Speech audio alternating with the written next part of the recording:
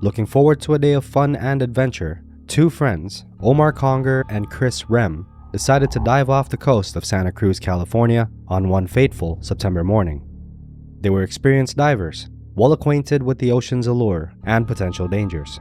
But on this day they would come face to face with a terror they hadn't anticipated. A great white shark on the hunt lurked beneath the waves, waiting for the perfect moment to strike. This is the harrowing true story of Omar Conger's deadly encounter with one of our ocean's most formidable predators.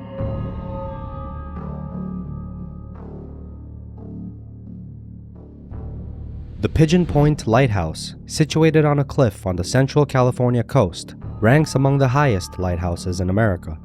Named after the clipper ship carrier Pigeon that tragically ran aground near the point in 1853, the lighthouse has ever since been a beacon for sailors and a landmark for travelers, its beacon casting light out into the Pacific for over a century. The waters surrounding it are part of the Monterey Bay National Marine Sanctuary, a federally protected area that hosts a rich diversity of marine life. This expansive sanctuary extends along the central California coast. It covers an impressive 276 miles of shoreline, as well as 6,094 square miles of ocean, stretching from Marin to Cambria. Being one of the largest marine sanctuaries in the United States, it's a haven for a variety of different species, from microscopic plankton to the majestic blue whale. Vibrant kelp forests, deep sea canyons, and wide, sandy seafloors offer diverse habitats for creatures to thrive, which is why it's also home to many species of fish, seabirds, and marine mammals, including seals, sea otters, and dolphins. The sanctuary also provides perfect conditions for the great white shark, known for its preference for cooler waters rich with marine mammals, which is of course their primary food source. These conditions make the waters around the sanctuary a prime habitat for these formidable apex predators, adding an element of risk to any human activity conducted within its domain. On the overcast morning of September 15, 1984, Omar Conger and Rehm geared up for a dive in the waters off Pigeon Point, a picturesque location nestled between Half Moon Bay and Santa Cruz, California. The sea was calm, but visibility was low, less than a meter in fact due to overcast conditions. Unperturbed, the pair slipped into their black wetsuits and readied themselves for another adventure beneath the Pacific waves. They would choose a spot about 150 meters from shore, a depth of 2 fathoms, known for its rocky ocean floor, a world cloaked with short kelps and seagrasses. They would plunge into the water around 8:30, eager to explore the depths they had come to know so well. Despite the murky visibility, they navigated smoothly through the underwater landscape, weaving among the seagrasses that punctuated the ocean floor. However, they were not alone. Lurking in the depths, unnoticed, was a great white shark. Just as they were wrapping up their dive, the calm beneath the waves was shattered, and without warning, a great white shark would strike Omar with devastating force, launching him into the air. Chris, helplessly watching, saw his friend violently thrown from the water and disappearing beneath the tumultuous waves. Summoning his courage, Chris dove back into the water, reaching his injured friend and pulling him onto the boat. He fought desperately to keep Omar alive, but the severe wounds he'd sustained were insurmountable. After recovering from the initial shock and realizing that there was nothing he could do to save his friend, Chris would journey back to town and report the incident to local authorities, who responded immediately and would launch an extensive investigation.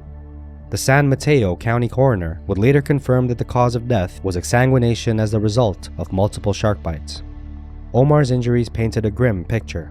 Numerous lacerations to the dorsal and palmar surfaces of his hands, as well as his fingers and wrists, ranging from 5 to 15 centimeters in length. This coupled with numerous cuts on both posterior thighs and buttocks. And to top things off, the femoral vessels on both thighs had been severed. The nature of these injuries suggested that the shark had initially grabbed Omar by the thighs, pulling him underwater, and the injuries to his hands were likely inflicted as he valiantly tried to fight off the shark. Wound measurements would later suggest that a white shark, approximately 4.5 to 5 meters in length, was the species responsible for the attack. In an instant, Chris and Omar's adventurous morning had transformed into a chilling nightmare, a poignant reminder of nature's unanticipated ferocity. The Coast Guard and local law enforcement alerted the public about the shark attack, advising swimmers, surfers, and divers to avoid the waters near Pigeon Point Lighthouse until further notice. In the days following the attack, marine biologists and shark experts were brought in for further investigation and analysis. They conducted surveys in an attempt to locate the great white, and were also certain that this was the species responsible based on the nature of the attack, as well as the severity of Omar's injuries. In the wake of Omar's untimely demise, a chilling pattern emerged. His tragic encounter was not an isolated incident, but was the lone fatal one out of 4 shark attacks that occurred off the Pacific coast of the United States over a 15-day span in 1984. We've covered those attacks in a previous segment, which I will leave a link to on the end screen of this video for those interested. The sudden spike in great white shark activity would send shockwaves through the local community and beyond, transforming their perception of the ocean from a realm of fun and adventure into a theater of unexpected danger. The impact of these changes would most strongly be felt near Pigeon Point, where the attack on Omar had taken place. Warning signs cropped up in the vicinity, serving as stark reminders of the tragedy that had unfolded. One such sign stood at a nearby youth hostel, its bold letters declaring, "Do not go in the water. A diver was killed by a great white shark a half-mile from here." This ominous warning, posted by the hostel's manager Anna Goldberg, was a testament to the profound impact of Omar's death. "I used to wade out there, but I'm not going to now."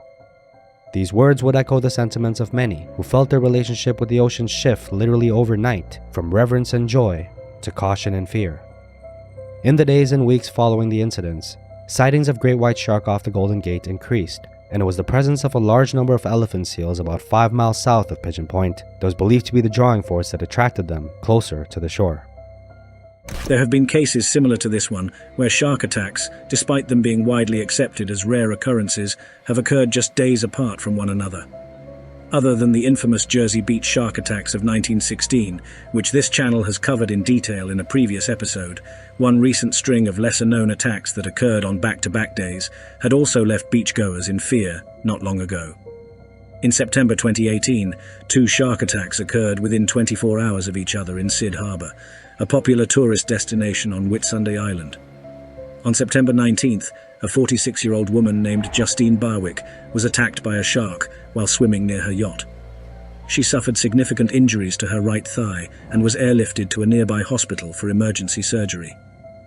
The very next day, on September 20th, a 12-year-old girl named Hannah Paps was also attacked by a shark in the same area while swimming with her family. She sustained critical injuries to her right leg, which eventually led to its amputation. After these attacks, authorities closed the beaches in Sid Harbor and conducted a shark control program that involved capturing and killing several sharks in the area.